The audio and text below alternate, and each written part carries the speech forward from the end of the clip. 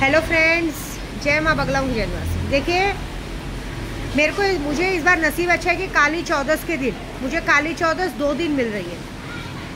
मतलब हम काली चौदस को जो पूजा करने वाले दुश्मनों के लिए महाकाल का दिन, तो मेन तो काली चौदस 20 तारीख को रात को है, लेकिन 19 तारीख को संडे खाली दिन है और खाटू श्याम बाबा का दिन है। तो खाटू बाबा श्याम के नाम पे कह रही हूँ कि काली चौदस के दिन जो पूजा होगी, आपको अगर किसी का मारण मुठ करनी, लकवा मरवाना है तो आप आराम से काम चालू करवा सकते हो, क्योंकि वो काम होते ही आने वाले 72 घंटे में आपको रिजल्ट मिल जाएगा। सामने वाला जो चाहोगे इसके साथ वो हो जाएगा, ये गारंटी है मेरी। इससे पीछे मत हटो। मेरी कामाख्या की यात्रा शुरू होने वाली है और कामाख्या की यात्रा पे मैं इस बार सामने से कह रही हूँ कि मैं अपने पति को नहीं लेके जा रही हूँ, क्योंकि भाई मुझे नहीं ले जाना है। माया मैडम को यूट्यूब के ज़रिए बोलूँगी तू अपनी गांड के अंदर, अपनी मैक्सी के अंदर घुसा के रख, हमें कोई मतलब नहीं है। क्योंकि भाई मुझे मेरी इज्जत बहुत प्यारी है, क्योंकि हमारे साथ जो ड्राइवर जाते हैं ना, वो रमेश भाई और दूसरों को छोड़ के बाकी लोगों में चर्बी आ जाती है। वो लोग, उनके सामने अगर मेरे पति ने मुझे गाली दे दिया, कुछ बोल दिया, तो वो लोग उस बात को हल्के में लेके हमें पागल में गिनती करते हैं। पिछली बार भी ऐसा हुआ था। पिछली बार भी कुछ लोग उनके पीछे पीछे घूम रहे थे, जिनकी वजह से मैंने किसी को भी 1 रुपया अपनी तरफ से नहीं दिया।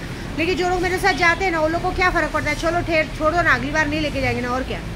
आज ही मैंने अपने रमेश भाई को बोला है, उन्हीं लोगों को लो जो मेरी इज्जत करे, जो मेरा मान सम्मान करे। अगर वो मुझे हल्के में ले रहे हैं, फालतू में गिनती कर रहे हैं, तो उन जैसे लोगों को नहीं लेना है हमारे साथ। भैंसे के जैसा खा पी के बैठने के लिए हमें आदमी नहीं चाहिए। हम सांड नहीं लेके जा रहे हैं, हमें एकदम फुर्तीले आदमी चाहिए जो A to Z फटाफट काम करे। ठीक है, बोलना नहीं पड़े, फटाफट काम करने आना चाहिए।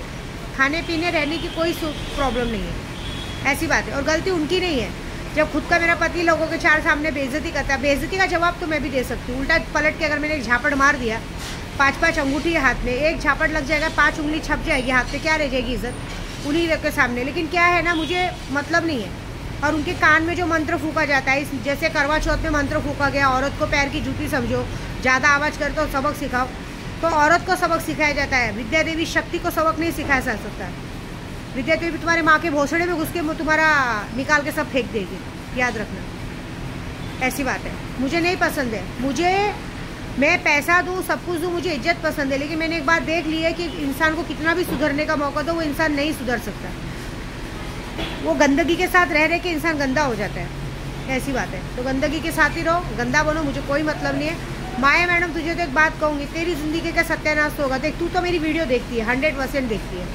वीडियो से मुझे पता चल गया है, क्योंकि जिस तरह से तुझे तेरे बच्चे कहते हैं, तेरे बच्चे पे तेरा हक है, तो अपने बच्चे को अपने पास कंट्रोल में रखती। मुझे यहाँ नहीं भेजना है, वहाँ नहीं भेजना है, मत भेज, रख अपने साथ, हम लोग को कोई फ़र्क नहीं पड़ता है। ठीक है, तुझे तेरी गलती की सज़ा मिलेगी, तू चाहे उसको भेज चाहे मत भेज, हमें कोई फ़र्क नहीं पड़ता है। तेरी गलतियों की सज़ा ही यही है कि तेरे पति को तुझे गांव लेके जाना है, तेरी माँ के भोसड़े में लेके जाना है, तेरी भाभी से वापस से चुदवा के फिर से दूसरा बच्चा पैदा करवाना है, तेरे भाई को गूगल पे करवाना है, जो करना है तो वो गहने बेच के खाने लेके जा।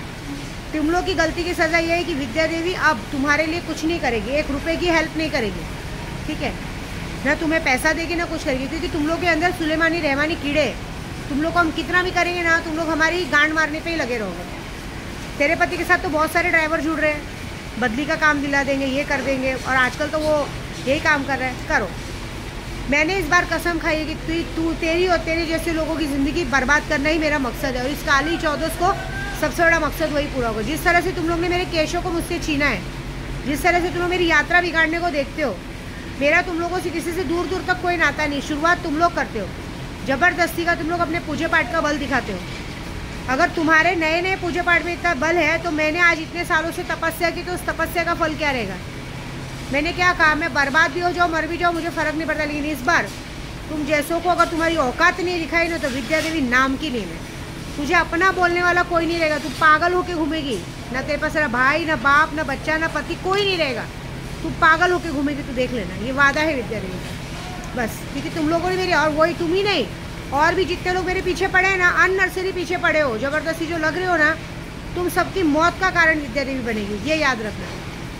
तुम लोगों के साथ, तुम लोगों को हर बात बुरी लगती है। पहले तुम लोग सोचने का ना कि हमने शुरुआत क्यों की, हमने क्यों इसका बिगाड़ा।